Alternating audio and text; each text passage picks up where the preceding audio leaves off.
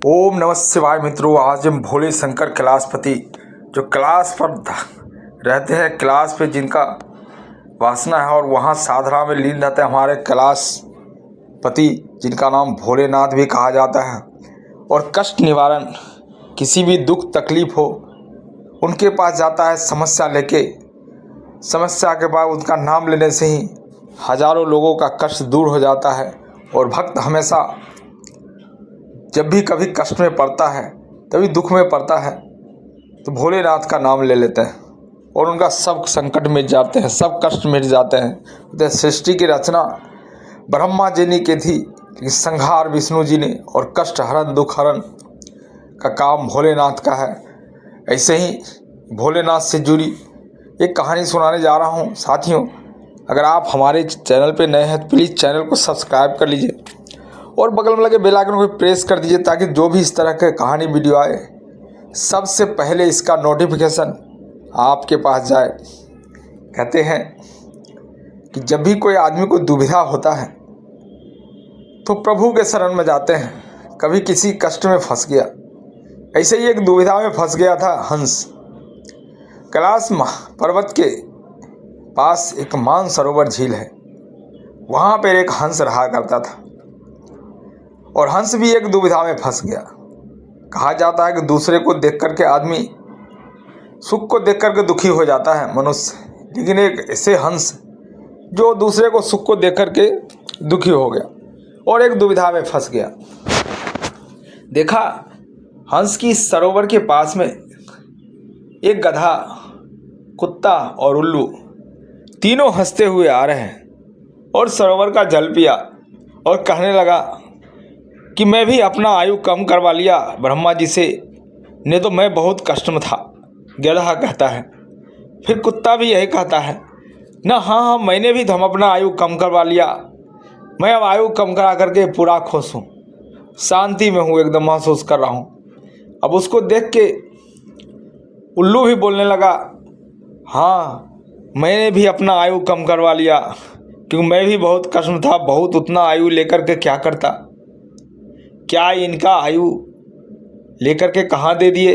ये तीनों ब्रह्मा जी के पास आने की आपस में बात कर रहे थे, आपस में चर्चाएं कर रहे थे।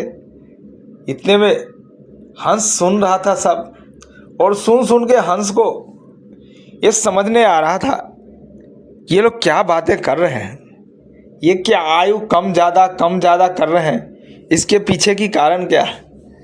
अब उसका मन नहीं लग रहा था, वो मन ही मन सोच रहा था हंस कि मैं करूं तो क्या करूं। तो सोचा क्यों ना मैं चलते हैं कैलाश पर्वत भगवान भोलेनाथ के शरण में और उनसे ही पूछते हैं ये माजरा क्या है। अंत में बत्तख यही फैसला किया हंस ने कि चलते हैं कैलाश मानसरोवर। और वो चला गया कैलाश मानसरोवर भोले शंकर के पास और कहने लगा, हे प्रभु मुझे इस दुविधा से के बंधन से मुक्त कर दीजिए। तब भोले शंकर कहते हैं, क्या हुआ हंस महाराज, बताओ तुम्हारी समस्या क्या है।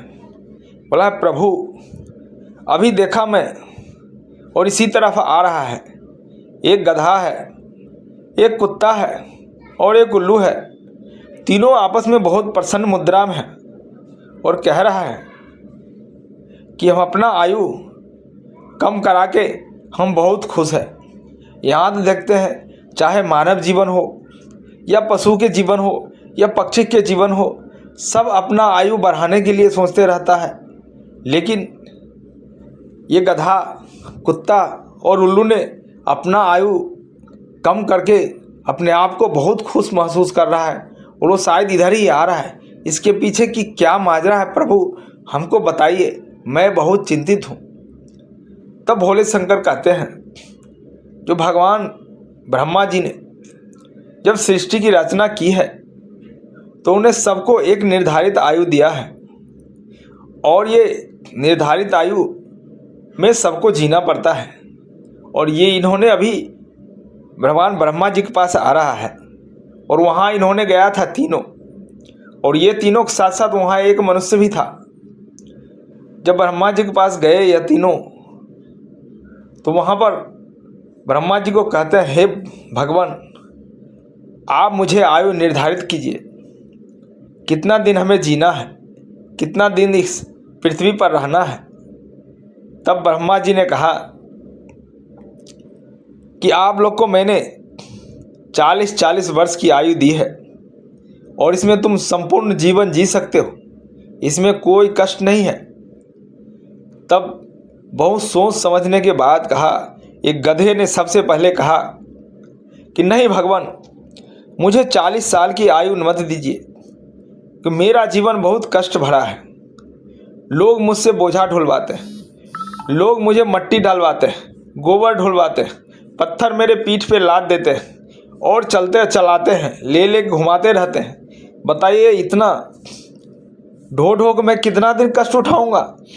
इसलिए मुझ पर कृपा कीजिए भगवान, ये 40 साल के आयु के बजाय मेरा आयु 20 साल कर दीजिए और 20 साल का आयु आप रख लीजिए। तब ब्रह्मा जी कहते हैं, नहीं, मैं तो नहीं रख सकता, लेकिन तुम्हारा ही साथी में से अगर कोई लेना चाहे तो मैं ज़रूर उसको दे दूंगा तुम्हारा आयु। तब वहाँ पर बैठा एक मनुष्य तो लालची होता है, आप जानते हैं लालची जीवन है मनुष्य का। तब मनुष्य कहता है कि ये आयु मुझे दे दीजिए, मेरा 40 साल के आयु में मैं क्या कर पाऊंगा। तब हम ब्रह्मा जी ने गधे का 20 साल का आयु उस लालची मनुष्य का दे दिया। तब उसका आयु हो गया 60 साल। जब गधा को आयु कम हो गया तो कुत्ता से भी रहा नहीं गया और कुत्ता भी कहने लगा, हे भगवान, मैं ये 40 साल का आयु लेके क्या करूँगा, इसलिए मेरा आयु ही 20 साल कम कर दीजिए। मुझे लोग मारते हैं, बराबर खाना नहीं मिलता, बहुत कष्ट जीवन, मैं इधर उधर घूमते फिरते रहता हूँ, मेरा जीवन बहुत कष्ट का है, इसलिए मेरा आयु भी 20 साल आप किसी और को दे दीजिए। बोला, देख लो तुम्हारा साथी में से अगर कोई लेता है तो मैं उसे दे देता हूँ। तब मनुष्य ने कहा कि इसका भी 20 साल का आयु मुझे दे दीजिए भगवान, मेरा आयु तो 60 साल ही है, ये 60 साल में मुझे क्या होगा, मेरे को बहुत कुछ करना है। तब वह कुत्ते का भी 20 साल का आयु उस मनुष्य को दे दिया। अब जब गधा और कुत्ता भी दोनों आयु कम कर लिया तो भला उल्लू क्यों मानता। उल्लू सोचा, उल्लू ने कहा, प्रभु मैं इतना आयु लेके क्या करूँगा, मुझे तो रात में दिखता भी नहीं है, इसलिए मुझ पे आप कृपा कीजिए, मेरा आयु किसी और को दे दीजिए, मेरे 20 साल दे दीजिए। ये 40 साल का आयु में बहुत होता है कि मेरे को रात में दिखता, मैं कहाँ दिन भर भटकते रहूँगा इधर उधर, मैं रात दिन में दिखता नहीं है, रात को दिखता है, मैं एक जगह बैठ के देखते रहता हूँ, दिन भर इधर उधर कहाँ जाऊँगा, इसलिए 40 साल का आयु बहुत है, मेरा आयु किसी और को दे दीजिए। तब ब्रह्मा जी वही बात कहते हैं, तुम्हारे साथी में से कोई लेता है तो मैं दे दूंगा। तब लालची मनुष्य फिर एक बार कहता है कि ये 20 साल भी मुझे दे दीजिए प्रभु, क्योंकि मेरा आयु तो अभी 80 साल ही हुआ है। तब वो 20 साल उल्लू का भी आयु जो है मनुष्य को दे दिया और वो मनुष्य के आयु 20 अब 100 साल हो गया, 100 वर्ष का मनुष्य का आयु हो गया। अब वही तीनों वहाँ से आ रहे हैं, इसलिए भोले शंकर ने कहा कि वही तीनों गधा, कुत्ता और उल्लू तीनों प्रसन्न मुद्रा में आ रहे हैं और यही आयु कम करके इसलिए वो प्रसन्न है। तब हंस कहते हैं, प्रभु आपके उत्तर से तो मैं संतुष्ट हो गया हूँ, लेकिन एक दुविधा और है हमारे मन में, आप कहे तो मैं बताऊं। तो भगवान शंकर कहते, हाँ बताओ हंस महाराज, क्या हुआ। तो बोले, बताइए, ये मानव जीवन पर जब गधे, कुत्ते और उल्लू के आयु आएंगे तो क्या उसके ऊपर असर नहीं पड़ेगा। बोलता, हाँ जरूर असर पड़ेगा। बोला, ये कैसे प्रभु। बोलता है, मानव जीवन के लिए ब्रह्मा जी ने 40 वर्ष की आयु फिक्स की है और 40 साल आयु निर्धारित किए, उसमें से 40 साल तक आदमी मानव का जीवन जीता है, एक इंसान का जीवन जीता है। और जब 40 से 60 साल हो जाते हैं, 20 साल के जब गधे का आयु जुड़ जाएगा तो उसमें मनुष्य गधे जैसा हो जाएगा। उसके ऊपर जिम्मेवारियां आएगी, माँ, पिताजी, बच्चे, सबका बोझ उठाएगा और उसको गधे के जैसा दिन रात काम करना पड़ेगा। ये गधे के जीवन जीना पड़ेगा। तब हंस कहते हैं, प्रभु और ये कुत्ते का आयु का क्या असर होगा? बोलते हैं 60 साल के बाद जब उसका गधे का आयु खत्म हो जाएगा तो कुत्ते का आयु में 60 साल के बाद देखना मनुष्य को आपके घर में, मित्रों, कोई गांव ग्राम में जब 60 साल के बाद उम्र जब चढ़ जाता है तो आदमी बार बार चिल्लाते रहता है, भौंकते रहता है। वही भगवान शंकर कहते हैं वो हमेशा अपना आपा खो देता है और भौंकते रहते हैं, कुत्ते के जैसा चिल्लाते रहते हैं मनुष्य। इसीलिए उसका अपना बेटा भी उसको दूर कर देता है और उसका बात कोई सुनता नहीं है, सब उसको ऐसे ही टहलाते रहता है। ये होता है गधे का आयु। तो बोलता है मनुष्य, तब हंस ने कहा, तो प्रभु तो ये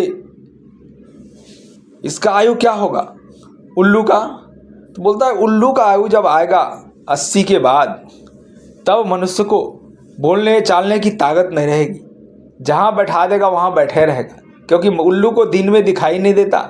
उसी प्रकार आंखें कमज़ोर हो जाएगा मनुष्य को, वो दिन में दिखाई नहीं देगा और वो एक जगह जहाँ बैठा देगा वहाँ बैठा रहेगा मनुष्य, और इधर उधर चुपचाप देखता रहेगा। ना तो उसको हाथ पैर हिलाने की शक्ति होगी, ना उसको बोलने की शक्ति होगी, चुपचाप देखता रहेगा। ये आयु होगा उल्लू का। इस बात को सुनकर, अपने सवालों के जवाब पाकर अब हंस पूरी तरह से संतुष्ट हो गया था। तब बोलते, हे भगवान, आपका इस जवाब से मैं पूर्ण रूप से संतुष्ट हूँ और मैं अपने आप को अब बहुत ही हल्का महसूस कर रहा हूँ और अब मैं जाना चाहता हूँ। प्रभु आप मुझे आज्ञा दीजिए और मैं जाना चाहता हूँ। तब हंस वहाँ से संतुष्ट होकर के चला गया। इसलिए कहते हैं मनुष्य का जीवन जो है 40 साल तक खुशी से जीजिए, इंजॉय कीजिए, सम्मान के साथ जीजिए। जब वो समय आ जाएगा 40 साल से 60 साल गधे का और 60 से 80 कुत्ते का और 80 से 100 उल्लू का, तब क्या होगा? मित्रों, ये कहानी कैसी लगी कमेंट्स करके ज़रूर बताइएगा। मिलते हैं एक नई जगह और नई स्टोरी के साथ फिर। तब तक के लिए जय भोलेनाथ, सबकी भक्तों की पर कृपा बनाए रखे। ओम नमः शिवाय।